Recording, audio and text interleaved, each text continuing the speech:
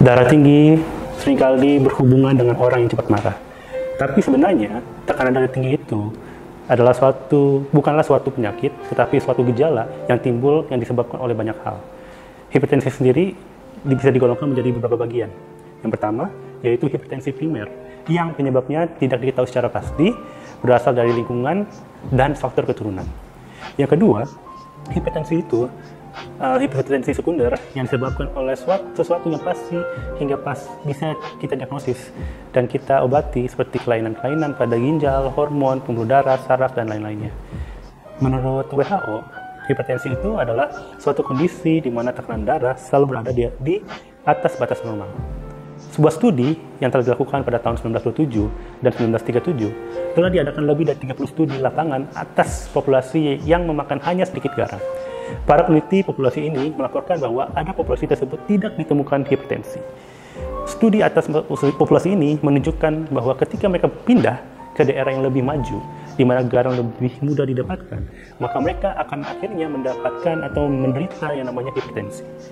Beberapa studi juga telah dilakukan atas populasi pemakan garam. Di antaranya adalah suku Qashqai di padang gurun Iran Selatan. Para petani ini berasal di Honshu, Jepang Utara, serta para nelayan di New York, Foundland.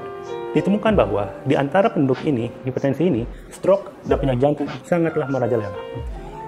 Jumlah garam juga, ya kita bisa lihat bahwa jumlah garam yang dimakan oleh setiap orang banyak ditentukan oleh kebudayaan, adat istiadat, serta kebiasaan yang mulai ditanamkan semenjak kecil.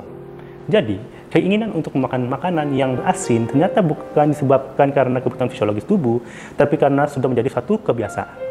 Sebenarnya, menurut beberapa pakar atau ekspertis, tubuh hanya membutuhkan sekitar 0,1 sampai 0,5 gram per hari. Garam ini ternyata terdiri atas dua unsur, yaitu natrium dan klor. Menurut studi, bahwa dari dua unsur ini, natriumlah yang menyebabkan kenaikan tekanan darah. Sementara garam juga bukan satu-satu sumber natrium. Masih banyak yang lainnya seperti puder bakar, soda bakar, monosodium, glutamat, juga dalam bahan pengawet seperti sodium sakarin.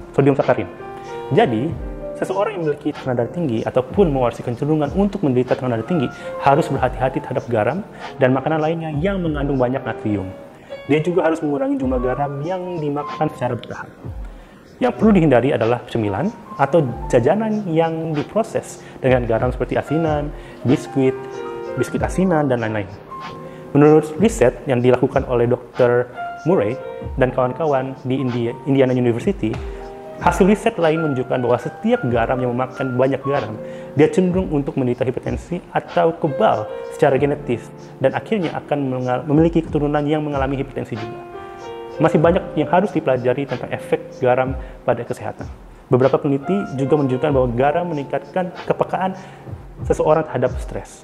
Ada juga hasil penelitian yang bertentangan dengan hasil riset ini dan hasil riset yang telah disinggung sebelumnya. Dalam hal ini, kalau para pakar masih saling bertentangan, maka keputusan yang paling aman adalah memihak kepada mereka yang menganjurkan makan sedikit garam. Karena tidak akan pernah ada orang yang kekurangan garam, karena memakan terlalu sedikit garam.